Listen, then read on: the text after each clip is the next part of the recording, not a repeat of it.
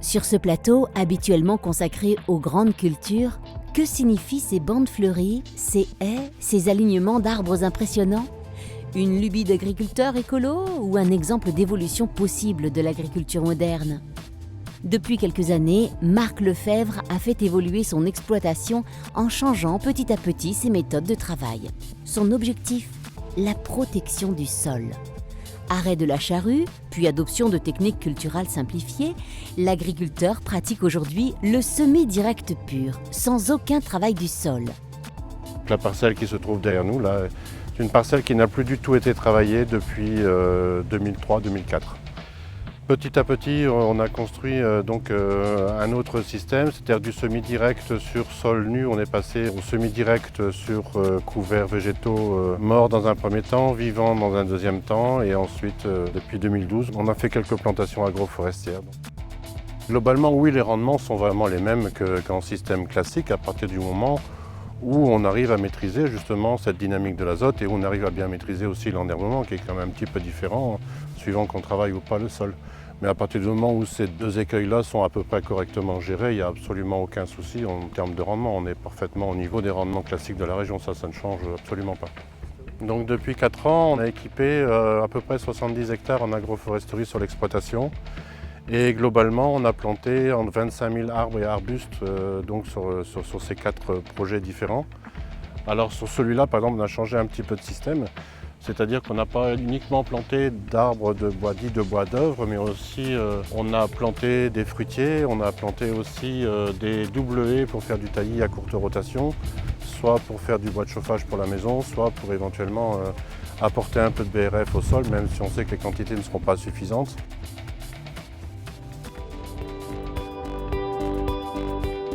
L'agroforesterie est un mode d'exploitation des terres agricoles associant des plantations d'arbres dans des cultures ou des pâturages. Le savoir-faire de l'exploitant permettra de favoriser les interactions positives tout en limitant la compétition. L'espacement entre les rangées d'arbres est calculé en fonction de la largeur des outils agricoles. Les avantages sont confirmés par les expériences en cours depuis des dizaines d'années et par les études scientifiques. Les arbres permettent de lutter contre l'érosion et de recharger le sol en matière organique. Ils ont un impact climatique très favorable en régulant les effets du soleil, de la pluie, du vent. La production de biomasse globale d'une parcelle agroforestière est de 30 à 60% plus importante. Outre les fruits, le bois est valorisé en plaquettes ou bûches de chauffage, en bois d'œuvre ou encore en broyat qui viennent enrichir le sol. Les alignements d'arbres amènent des auxiliaires des cultures au milieu des champs. Insectes, oiseaux, chauves-souris vont limiter les ravageurs et par conséquent permettre une réduction de l'usage des pesticides. Quand les arbres sont grands, les pertes de rendement des cultures peuvent atteindre 20%. Mais elles sont largement compensées par des gains économiques, moins d'engrais et de pesticides, moins d'intervention, valorisation du bois. Cependant, ce type d'agriculture va à l'encontre des modèles classiques. L'agriculteur doit accepter de changer profondément sa vision de la place de l'arbre dans son exploitation. L'essentiel est que le projet soit bien pensé dès le départ. Au final, l'agroforesterie sait produire autrement en gagnant autant, en vivant mieux et en préservant l'avenir. Sensibilisé à l'appauvrissement des sols et fort de son expérience, Marc Lefebvre est aujourd'hui un agriculteur engagé dans l'agroécologie. Alors qu'est-ce que l'agroécologie pour moi? C'est d'abord mettre en place un système qui soit donc à la fois très productif en termes de volume de production, mais aussi qui soit le plus respectueux possible de notre environnement. Pour ce faire, il faut donc remettre au cœur de notre dispositif le sol, qui est de toute façon l'élément de base de la production. Donc à partir du moment où on arrive à mettre le sol au cœur de notre réflexion, et on fait attention à tout ce qui se passe dedans, au-dessus. Et on sait très bien que tout ce qu'on utilise comme produit phytosanitaire, par exemple, a un impact. Donc il faut chercher les méthodes qui permettent de limiter l'utilisation de ces produits. Donc ça passe évidemment par une meilleure connaissance du sol, du vivant qui nous entoure, et de mettre tout ça en adéquation ou en communion, et qui nous permettra finalement de continuer à produire les volumes qui sont nécessaires et aussi à diminuer notre impact environnemental.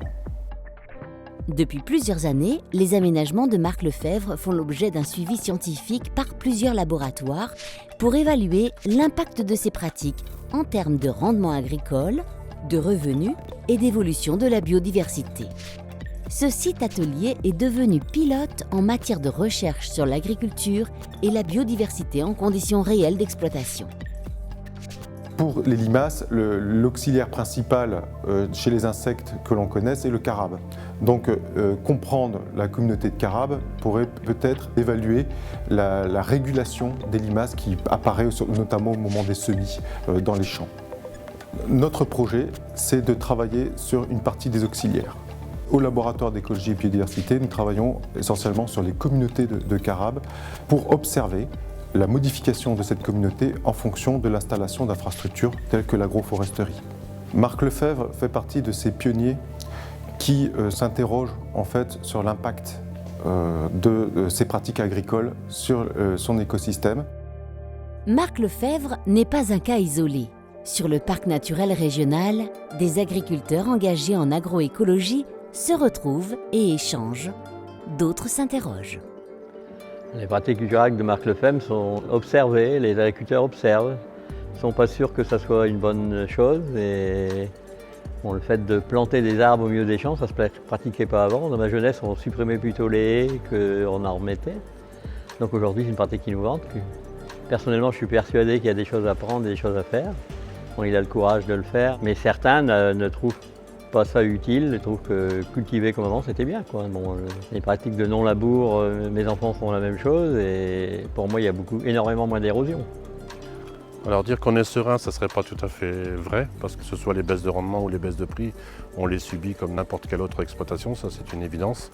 Par contre, c'est vrai que dans ces systèmes-là, à partir du moment où on est capable de les maîtriser un tant soit peu, on arrive quand même à faire de beaucoup d'économies en termes de travaux de sol, hein, ça c'est une évidence. Et donc là, on économise à peu près 300 € de travail de frais de mécanisation par hectare et par an.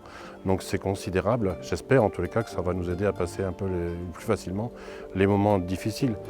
Après, le fait de mettre en place des systèmes qui sortent un petit peu de l'ordinaire, le fait à la limite de se prendre au jeu finalement de l'amélioration de son système, de l'amélioration de son environnement, ben, ça nous permet finalement de ne pas penser qu'au prix du blé qui va mal, qu'au rendement qui va mal, mais de penser aussi à l'aménagement de notre territoire pour que ça aille mieux après. Donc voilà, on a un autre objectif. Alors il n'y a pas que l'objectif de la production, mais aussi l'objectif finalement de la construction d'un environnement qui nous corresponde un peu mieux. Je viens ici tous les matins, parce que finalement c'est vrai que je peux dominer entre guillemets tout ce qu'on a aménagé. Et je me sens, enfin ça c'est pas une valeur comptable évidemment, mais le bien-être. Je me sens mieux quand même ici que dans les parties de l'exploitation qui sont quand même pas équipées et que je pourrais pas équiper.